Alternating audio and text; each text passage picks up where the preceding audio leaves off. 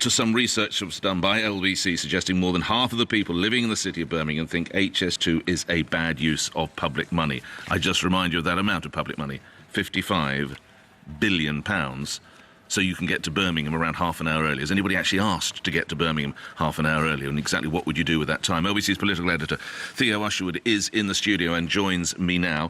Theo, it's fair to say that you don't hear businessmen and women clamouring to get here 25, 30 minutes early, do you? No, of course you don't. And the other It only took an hour and 20 last night anyway. And it would be reduced down to 49 minutes, so that would be a saving of 32 minutes. And the other point about this HS2 rail line, Nick, is that people in Birmingham are supposed to be demanding it so they can get to London quicker, so that you negate this sort of octopus effect of London sucking everything in and generate business here in Birmingham, Manchester and Leeds. And that's why our poll is so important, because we asked Birmingham voters what they thought of HS2 and whether they thought it was a good use of public money.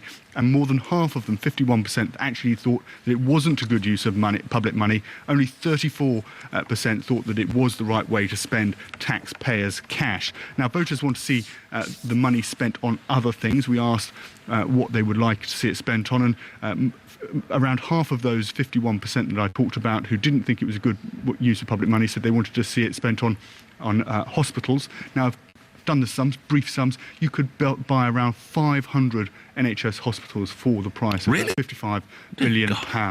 And it's going to cost around £150 million a mile when it's finally built by around 2033.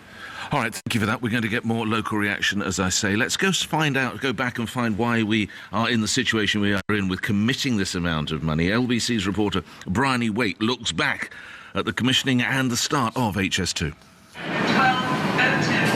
HS1 boasted speeds of up to 300 kilometres an hour and cost a whopping £5.8 billion to build. But what lessons, if any, can be learned and applied to HS2? Joining me on a high-speed service from St Pancras to Ashford are two men on both sides of the fence. I'm Chris Page, I'm the chairman of Rail Future. Can you tell me what your opinion is towards HS1 and why you think it's a good example of what we can do in this country? Well, we can see that people have voted with their feet in terms of using this service to get into London. And it's those sort of changes which you can't necessarily predict when you're planning it, but is where the benefits will be in the long run. My name's Joe Rukin, I'm the campaign manager for Stop HS2. I agree, people have voted with their feet. HS1 is carrying 40% of the passengers it was meant to be carrying by now. They haven't turned up. Ebbsfleet is the perfect example of the idea that high-speed railways are meant to generate jobs and growth. Ebbsfleet was meant to have massive economic development. What's it got? It's got a big car park. 10 after 7, and joining me here at the LBC studio at the Conservative Conference is Alison Mackenzie, who's a political correspondent for ITV News Central. Local opinion there, the people we've been speaking with, Alison, doesn't seem that supportive. How do we find ourselves in this position? Well, it started, some say, as something of a vanity project. Speed was the big issue, and this was championed by the early politicians who thought, great, we're going to go with this. Then it kind of switched to capacity. We need more capacity, because they started looking at the way people work. Do they actually need to get to Birmingham that much quicker? No, they don't. We all work on our smartphones. Why go to all that expense just to reduce journey time? You talk about how people are on their phones, and there's also video conferencing. Do you think it's been left a little bit behind, these idea of rail links, by the advance of technology? Well, I think so, because by the very nature, they're a long time in the planning. Things change all the time. You and I will have noticed the way we all work is all different. It's 24/7. Do you need to sit on a train to get somewhere? You can do a video conferencing. So it's that idea. So then it started switching. People I was interviewing for ITV News Central was, it's about capacity. We're going to run out. We need these new tracks. Well, then you get the argument, we'll just increase the capacity on the existing tracks. So there's all this doubt and confusion, but the politicians, and I'm sure Mrs May will say, pardon the pun, full steam ahead. Lastly, the Northern Powerhouse, or whatever we call it, that George Osborne was so favourite. If we were talking about this in Sheffield, if we were talking about this in Leeds, do you think the reaction would be different? Well, some have said, and some very powerful politicians say, start building it. If you're really committed to a Northern Powerhouse, don't start it in London and come north to Birmingham. Start it in Leeds, start it in Manchester and come down. So there are questions, but meanwhile the costs rise. Let's get some voices on concerning HS2. Nadia is in Pimlico. I don't know whether it's actually be directly affected by it in Pimlico, but certainly there will be a heck of a lot of building going on around London. Are you for it or against it? Good morning. Well, we've got a lot of building at Victoria, but I feel really sorry for the HS2 people, and I don't think it's going to produce anything worth having at all. I'd always heard that London is going to have airport-style check-in, which will lose all the extra time, and they've got to change stations and get taxis. It's Stoke-on-Trent, they're definitely having airport-style check-in, right. So that's going to lose time. And all the places it goes to are having to build the stations on the outside of the town. So they're going to have to cross town if they're making any changes to go, to smaller stations. So it doesn't seem very practical. I have a feeling someone's getting an awful lot of money somewhere for doing it. Or someone's got some agenda for doing it, because it doesn't. Well, who knows? And the North certainly don't like it. Supporters, Nadia, would say that we are desperately slow compared to some of our European counterparts with our train travel, and But this isn't going to be any faster, is it? If the stations are on the outside of town, and then you've got to taxi into the centre of town for your meeting, it's not going to be any faster. The existing chains, you just cross the platform if you want to go somewhere local. No, you will find that, but we support that because we set our political editor the challenge, Nadia. Thank you for that. We set our political editor the challenge to see what he did with his time, and you will hear there's not a lot we can do. This is what you're saying on your tweets, texts and emails. Alison, HS2 only benefits one part of the UK, and that's London. Why the rest of the country has to pay for it is beyond me. Dennis says this kind of money being spent would need a referendum. Oh dear God, please, no more referendums. That's what we put politicians in to do, to take the decisions for us, except when they're really, really big ones. Alex says, I don't see how making it feasible to commute from Birmingham to London is going to help Birmingham. So we're looking at the HS2. You've heard this exclusive LBC research that shows that a growing number of people in Birmingham, the city in which I'm at, broadcasting for the Conservative Party conference, are turning against the idea. We set Theo Ashwood, our political editor, a challenge. We said that, imagine if you did get to Birmingham, that 30 minutes or whatever it's early, and exactly what happened. Well, here's part one. Welcome to Birmingham New Street. Well, Nick, I've arrived here in the country's second largest city for the Conservative Party conference. Now, this station will be the first on the high-speed rail 2 line linking London Euston to the Midlands and north of England. And the hope is that it will save 32 minutes on journey times. The time now is 10:04. I've set my stopwatch and I'm going to see how far I can get in the next half an hour or so. Firstly, just need to get some cash. Just looking at the clock, once I've made it up on the platform, 3 minutes in. In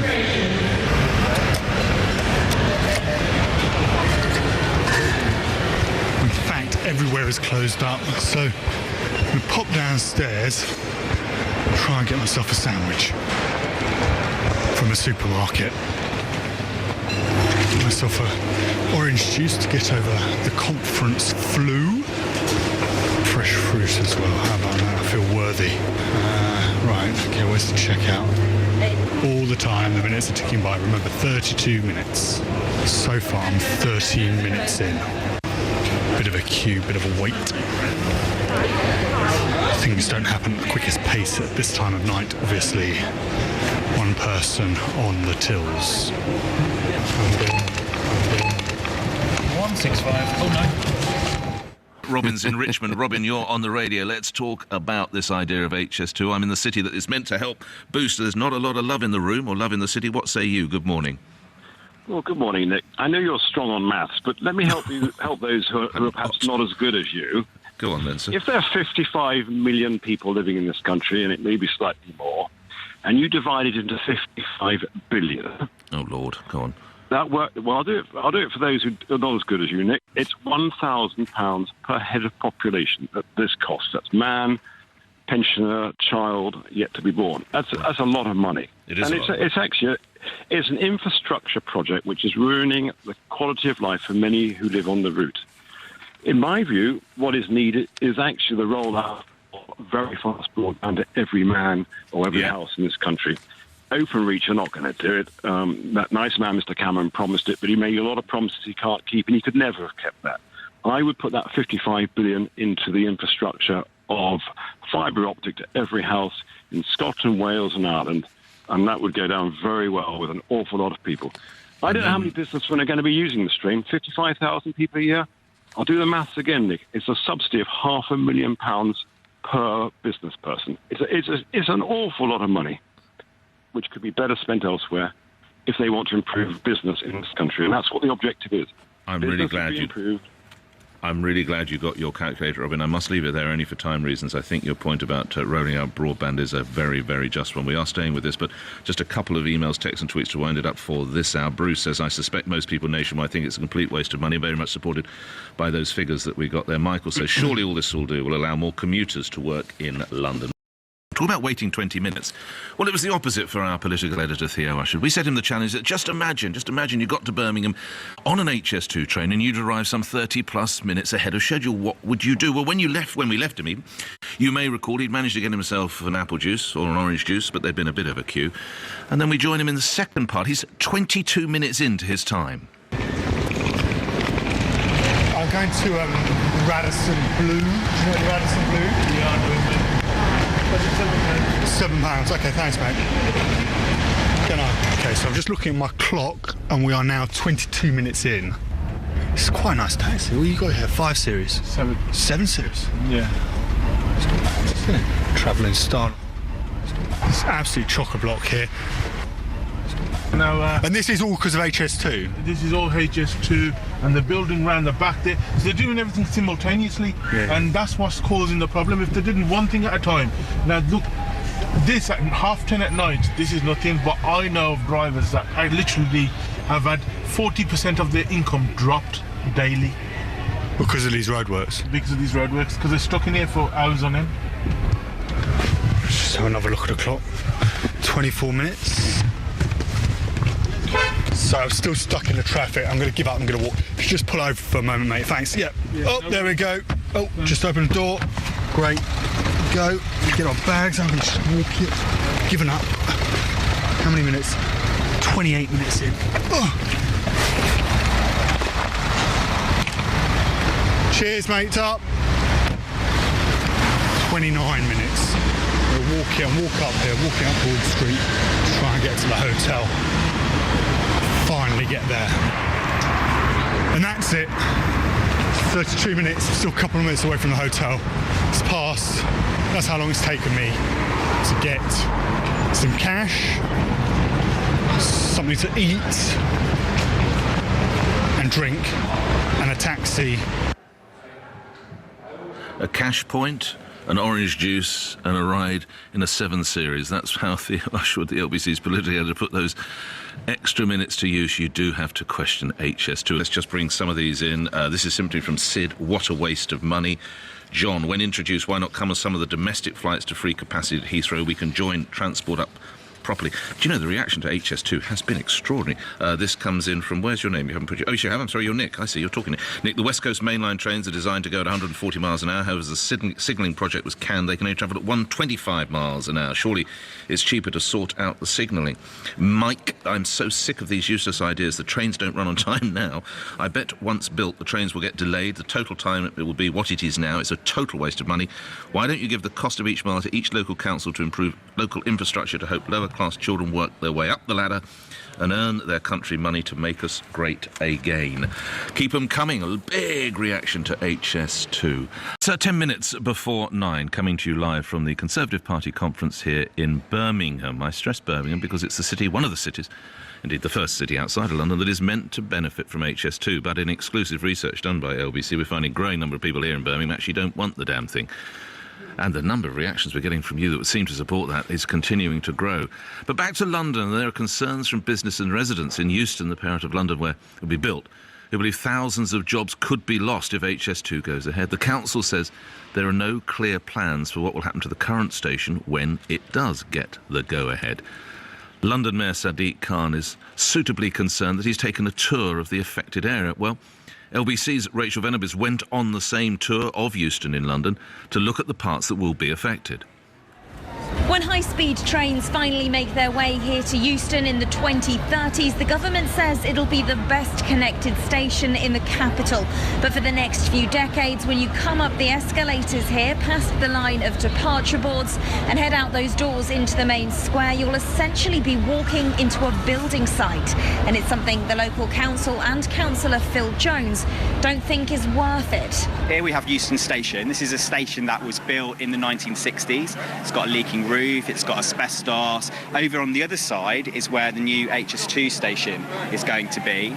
And the problem we see is that at the moment there's no plan to really link these up properly. It really needs to be considered as a whole, it needs to work together. But at the moment you're going to have a brand spanking amazing new station over there and potentially just this current station here. So we've come out of Euston Station here and turned right, and I'm walking down Drummond Street, which is an area that's full of cafes, of restaurants and pubs, and the council are worried that 3,000 jobs locally could go as a result of the works for HS2. They also think that nearly 500 homes will be made uninhabitable or they'll have to be bulldozed. On one side of this road, everything will stay as it is right now, and the other side of the road, everything will be knocked down. So we're on the very edge of where, locally, we call it the Berlin Wall will be. Walking through this area, I've passed several hotels which will have to be bulldozed to make way for HS2. Others, though, like the Wesley here, which is run by John Nyota, will get to stay. Imagine being in a construction site for about 20 years. That is how it's going to feel. Of course, once the HS2 is done, this hotel will be idyllic. It will be a very fantastic place. The question is, before the omelette is made, eggs are being cracked, and where shall we find ourselves in that? So I'm just on my way now to Mornington Crescent. It's about a 5-minute walk. I'm going to meet a man called Dick Booth, and in many ways he is lucky, as I've been passing several cranes and new housing developments which are shooting up in the area to replace the homes that are set to be demolished. But he does live right next door to the railway line. High Speed 2 have identified a number of houses which will qualify for noise insulation. But think of someone coming to you and saying that the noise is going to be so bad that we've got to put in extra panes of glass. And even then, one incident in a night, one piece of vibratory drilling or piling could wake you. I try not to think about it. But when I do think about it, I realise that it is changing my life. We've got until spring 2017 before the work is due to start here on HS2. And in the meantime, residents and business owners have been telling me they'll just have to hope and pray the plans change. LBC's Rachel Venables reporting. Well, let's put some of those points to Camden Council leader, Councillor Sarah Hayward. Good morning, Councillor. Is this rail link a vanity project or vital communication in your book? Good morning, Nick. We don't think it's necessary or that the case is proven for it. Partly the impact on Camden is absolutely horrendous, as you've just heard in your package. Where is the Mayor on this, Councillor? The Mayor is with us in terms of supporting our case for Euston Station to be better thought through, to lessen the impact on some of our residents and businesses. And we're working with him to try and get a better deal for Euston and for Camden. How real is the possible danger of job losses in the area, would you say? Well, we did an economic assessment a couple of years ago. We think we'll lose a couple of thousand jobs as a result of the demolitions that you've just heard about. And at the moment, with the plans for the station so poorly thought through, there's no guarantee that they'll be replaced. What can you do as a council? Would you take some form of legal challenge if it was necessary? Well, we did challenge the plans several years ago now before they entered the parliamentary process. At the moment, we need to let the bill go through Parliament, but we will look at legal challenge again if we need to protect our residents and to protect our businesses. Lastly, how surprised are you? You will be aware, not just, of course, from your own local authority, but nationally. We are in austere times. Just less than half an hour ago, I spoke with Chancellor Philip Hammond up here in Birmingham, and I suggested that the way of saving the billions of pounds of HS2, or helping the budget, would be to look at the billions of pounds being spent on HS2 and perhaps put it into other projects. He was not interested at all. He's committed to HS2. How do you react? Well, one of your contributors earlier, one of your listeners, suggested giving the money, dividing the money up to the local councils along the route and seeing how we could better spend it. I could build a lot of council housing in Camden for the money that's being spent on HS2, and I think that's a much better idea. I wondered whether you'd heard that. I thought you might like that idea. Thank you for your time, Councillor. That's Sarah Hayward, who's the leader of Camden Council. It's 5 to 9. A quick word from Harry in Portsmouth. We come back to our conversation about HS2. You're worried about the impact on housing. Harry, good morning. Yeah, I'm thinking of an area I know in South Yorkshire, Mexborough. They've just built a brand new housing estate, the Shimmer Housing Estate. Oh, right. People started moving in, but 2 months ago, HS2, with all their, meanderings, decided to change the route. And they're going to bulldoze most of the estate, and anybody who still wants to live there will have a viaduct above their heads. Hang on, they've changed... We haven't even started building it yet. Are you sure they've changed the route? Because I don't think it's been given the go-ahead. What happened is the Sheffield councillors wanted the high-speed train within the city centre instead of Meadowhall. Right, and right. HS2 can't comply exactly with that, so they're going to build a link line to Chesterfield to trundle along the old line into Sheffield. And then, because they don't need Meadowhall, they've decided to go a slightly cheaper route and save $1 billion that way, but they're now going through the Shimmer housing estate. Well, I hear what you're saying. It doesn't seem as though there's joined-up thinking, as it's called here, is there? Well, we thought we should get a reporter alongside a couple who have been directly involved in this. So LBC's Laura Chiverton joins me now with a couple, I think, in Kenilworth. Laura. Yes, I'm here with a couple who were unlucky enough to be living right at the centre of the network. Richard and Jan Kenyon from Warwickshire had to move from their home in Kenilworth, which was just over 100 metres from the proposed line, not somewhere you can stay when a train is thundering past at around 225 miles per hour. Now, they first found out about this in 2010, and they just weren't sure what was going on, whether they were locked into the house. Can you talk me through, Jan, how long this has dragged out? This has dragged out for now, until now, when the house has actually been let. But for 4 years, we were reduced to very ill health. We heard out of the blue from the radio that the line was coming in front of Four Winds. All our money was in the house, and it was anguishing. I had had my first birthday, my 75th birthday there. My mother was 98. We had not yet thought about moving because of my mother. This had brought that HS2 has made our life misery. And in terms of how this affected you emotionally, you said a bit there about how much the house meant to you and your family. It meant a lot to you, didn't it, this property? My parents moved out of Coventry in 1940 because of the war and moved to the house for safety, and we were there for 75 years. The impact on us, my husband and I and our family, was enormous and was very health reducing. And Richard, can you talk me through the compensation that you got and the battle to get it? You told me that HS2 Limited really dragged their heels through these negotiations. Yes, indeed. We started negotiations by serving a blank notice as soon as the bill went to Parliament. This was accepted reasonably quickly, but immediately HS2 Limited started to drag their heels. They did everything to avoid negotiating with us. They delayed the survey.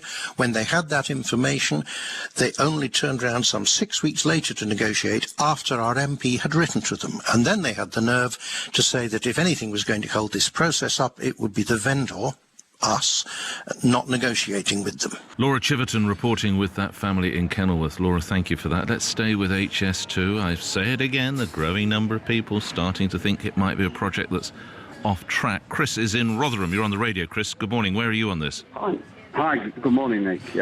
Well, I'm part of a Bramley Action Group. We recently set up an action group in July, based in Rotherham as a result of the new route change. Just explain to listeners, it's coming to you then, is it? It's coming to Rotherham now? It is, yeah, it's coming to Rotherham, yes. It was going to go through Sheffield to Meadowhall, and it's now going through Rotherham. It's going through Mexborough, destroying 200 properties in Mexborough, and then it's heading up towards Leeds. Some people say it unlocks the north. It unlocks cities like yours. It means that young people can jump on trains and go to London to work, go to Leeds to work, go to Birmingham to work. How would you react? We can do that right now, Nick. It takes but what's the train journey from Rotherham to London? That must be like a lifetime. Probably put a child through college in the time it takes, can't you? Not really, no. You can catch a train from Doncaster, and you can be within London within a couple of hours. I heard the Chancellor saying that they support. Yeah, he wasn't for turning, I'm afraid, was he? I did my best. No, I wondered whether he would support it if the cost was 90 billion. Not 55. We've sent freedom of information requests to HS2 recently, inquiring about how many demolitions will take place on the new route in Bramley, in Crofton, in West Yorkshire, in Mexborough. And we got a letter back from them saying that they don't know how many demolitions because they don't have that data. So how can they say how much this project is going to cost when they don't even know how many properties are in the area? The costs of this project are completely out of control, and HS2 have got no control over the cost whatsoever because they don't know how many properties are in the areas. They've not done any surveys on the land. They haven't done any engineering surveys. They've absolutely got no clue what they're going to actually find when they start actually doing the work, if it goes ahead. Chris, I will leave it there. Please stay in touch. We're not going to let this one go, I assure you, and it's months, if not years away, so we will talk again. Good luck with your pressure group. Thank you.